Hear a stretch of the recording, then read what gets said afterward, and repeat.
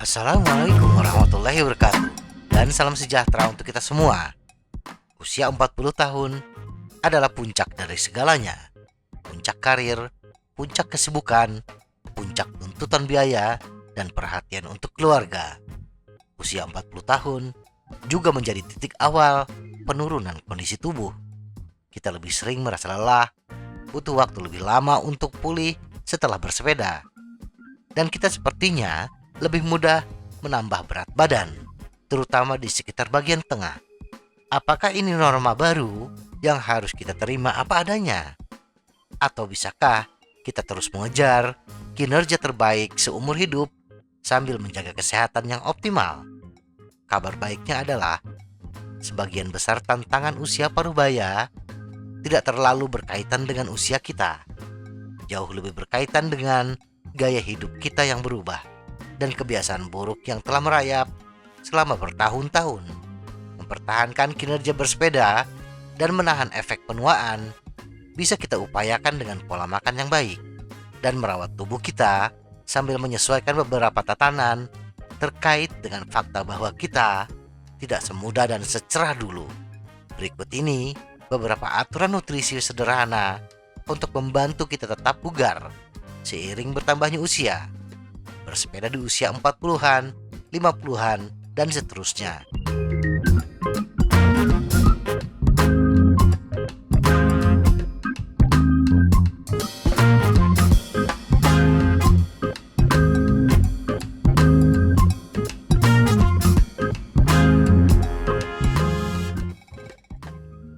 Satu, target protein.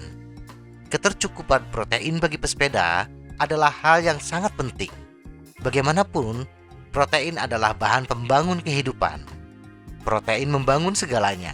Sel darah merah yang menyediakan oksigen ke sel kita, hormon yang mendukung tingkat energi dan rasa kenyang, sel kekebalan yang melawan bakteri, neurotransmitter yang mempengaruhi emosi dan pikiran, dan otot untuk mendukung gerakan dan kesehatan kita. Semakin sibuk, semakin stres, dan semakin aktif kita, semakin banyak protein yang dibutuhkan tubuh kita untuk mendukung kesehatan. Kesalahpahaman bahwa protein menimbulkan dampak negatif bagi kita bermula dari program diet ketat yang bertujuan mengurangi asupan protein di usia parubaya. Hilangnya massa otot seiring bertambahnya usia atau yang dikenal sebagai sarkopenia adalah masalah serius yang terkait dengan kesehatan yang memburuk dan daya tahan hidup yang lebih pendek. Beberapa pakar nutrisi merekomendasikan untuk mengkonsumsi protein setidaknya 1,2 gram per kilo berat badan per hari. Misalnya berat badan kita 65 kg, maka upayakan mengkonsumsi protein minimal 78 gram per hari. Atau bila kita menggunakan angka kecukupan gizi atau recommended dietary allowance, setidaknya kita mengkonsumsi protein 0,8 gram per kilogram per hari. Jika kita mencoba mencapai sasaran kinerja, pertimbangkan untuk meningkatkan asupan menjadi 1,6 gram per kilogram per hari untuk memberi manfaat bagi pemulihan dan kinerja kita.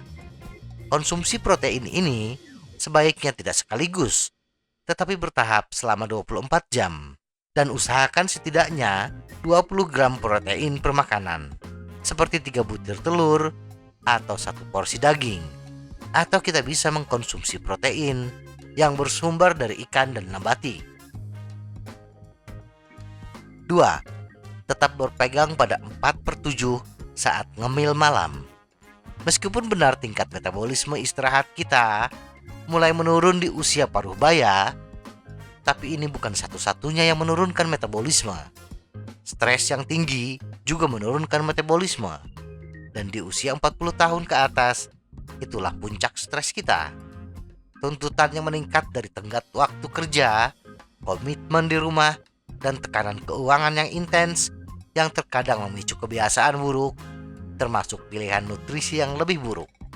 Tidak bisa kita pungkiri, berat badan akan merayap, bertambah secara bertahap dari waktu ke waktu, 1 atau 2 kilo per tahun. Dan bila kita terlalu memikirkan hal ini, maka stres pun akan bertambah. Kebiasaan buruk, tingkat stres yang tinggi, seolah menjadi keseharian kita yang berusia 40 tahun ke atas. Dan yang lebih parah adalah lebih dari 40% dari semua kalori yang dikonsumsi, dimakan dan diminum setelah jam 6 sore.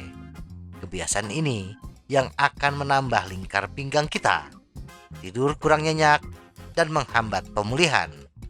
Semua acara ngemil sebelum tidur meningkatkan asupan energi atau kalori di penghujung hari ketika kita kurang aktif dan tidak terlalu membutuhkan energi ekstra. Inilah yang menjadi alasan utama penambahan berat badan atau pemulihan yang buruk di usia parubaya. Solusinya sederhana, meski tidak mudah. Coba hentikan ngemil larut malam 4 atau 5 malam dari 7 malam. 3. Bahan bakar untuk pekerjaan yang dibutuhkan. Ketika tujuannya adalah untuk memenangkan perlombaan, penelitiannya jelas, karbohidrat adalah raja. Namun di usia parubaya, kita tidak dapat mengisi setiap sesi latihan seperti yang kita lakukan di usia 20 tahunan. Pada kebanyakan orang, kontrol glukosa darah memburuk seiring bertambahnya usia. Dan jika kita hanya mengandalkan strategi jadul untuk memicu pelatihan kita, misalnya sangat bergantung pada karbohidrat dan gel selama minggu pelatihan kita, kemungkinan besar akan membahayakan kesehatan kita serta kinerja kita.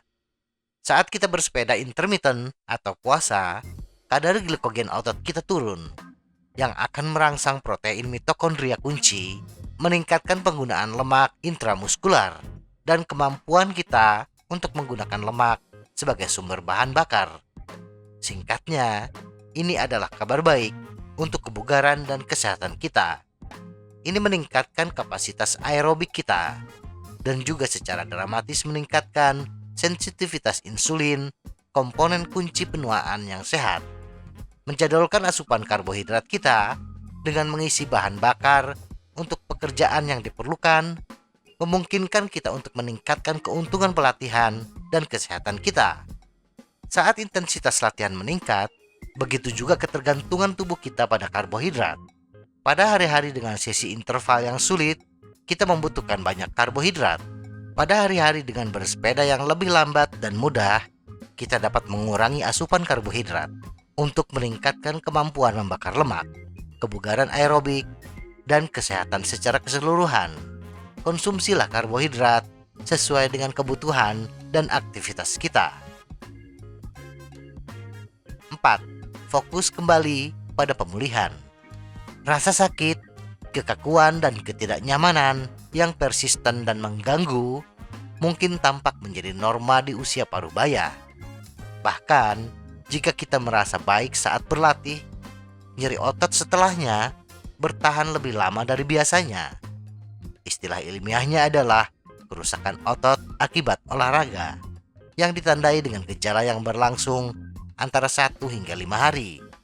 Jujur saja, seiring bertambahnya usia, waktu pemulihan merupakan faktor pembatas dalam kemampuan kita untuk bersepeda.